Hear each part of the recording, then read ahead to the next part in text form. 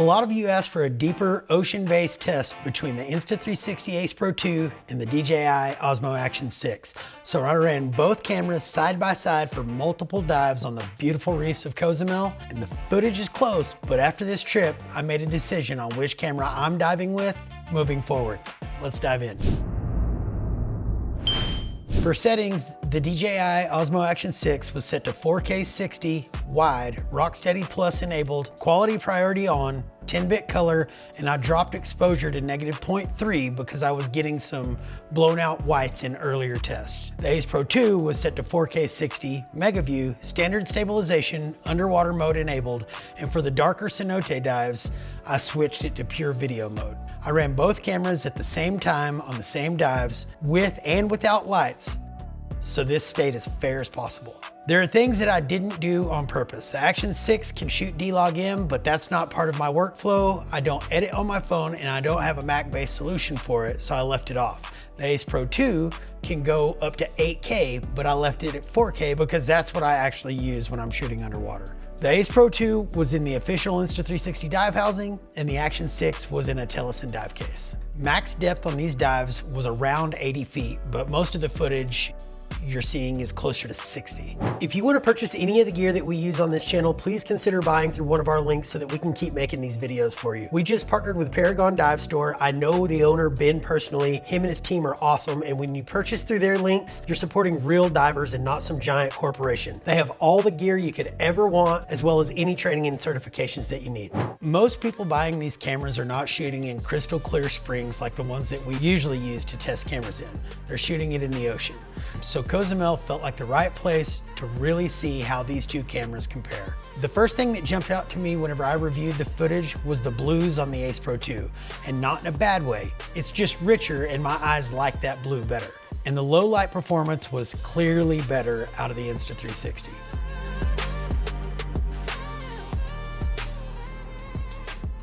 I'll be honest, this is a really close competition, but the Ace Pro 2 is already 2 years old, and I expected the Action 6 to beat it. So now I'm super curious to see what the Ace Pro 3 is gonna look like. One place the Action 6 struggled a bit was edge softness. I do think there's a solution for this with the AOI wide angle lens, but that lens wasn't used in this comparison. All the footage at the end of this video, however, was shot on the Ace Pro 2 with that exact lens. As of right now, I don't think there's a proper mount that makes the Action 6 compatible with it. To me, the Action 6 just looks a little bit flatter underwater. It doesn't have the saturation that I personally like, but that's completely subjective. If you like that better, your eyes aren't broken.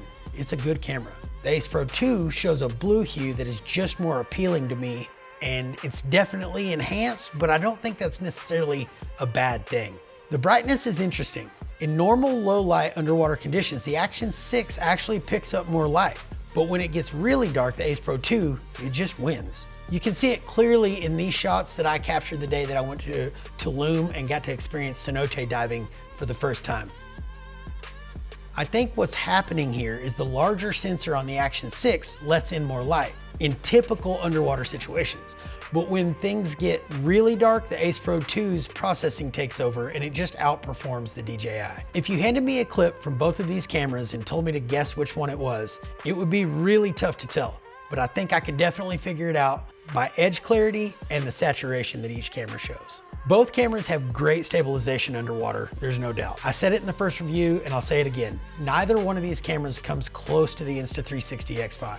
We use the X5 on some of these dives too, and you can see it shine here. Not just because of stabilization, but because you can add the pans, pulls, and custom movements with keyframes. If stabilization is your #1 priority, the X5 still wins. Hey guys, if you're new here, here's something awesome. We hide real treasure underwater. We call it the hunt. If you find one of our coins, you win high-end dive gear from the brands that we trust. This thing is really picking up steam. We've landed some of the biggest brands in the industry and resorts all over the world. If you want early clue access or priority invites to our guided trip so that you can come on one of our coin hunts, sign up in the email list below. I'll shoot you an email. I think the variable aperture on the Action 6 is probably responsible for some of the brightness that we're seeing in normal low light environments. But I don't think it's a game changer, and it didn't help where I thought that it would in the close focus scenarios. For macro, neither of these cameras is ideal without aftermarket lenses. Again, AOI has some great options for that. I don't have their macro lens yet, but they're coming out with some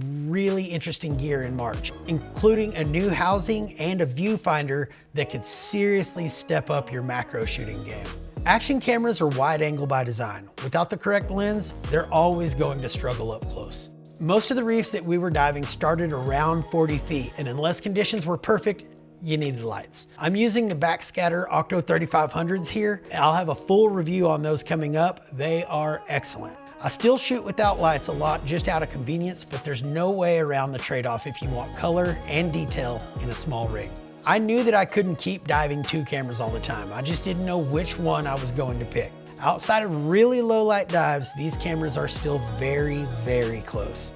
What pushed the Ace Pro 2 barely ahead for me is simple: low light capability and color. I just like the image better.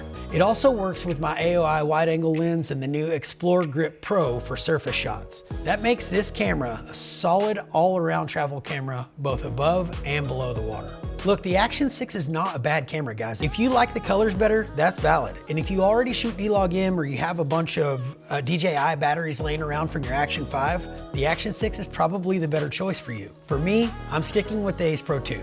I love the pure video mode for low light, underwater mode, and the rich saturation that I get from it. To end this, I'm just gonna stop talking and just let the camera speak for itself. This footage is some of the best marine life that we captured in Cozumel. It's color graded, shot on the AOI wide angle lens, and lit with the Backscatter Octo 3500s. This is a great example of what the Ace Pro 2 is capable of and what most people could expect to capture with it with just a little bit of color correction.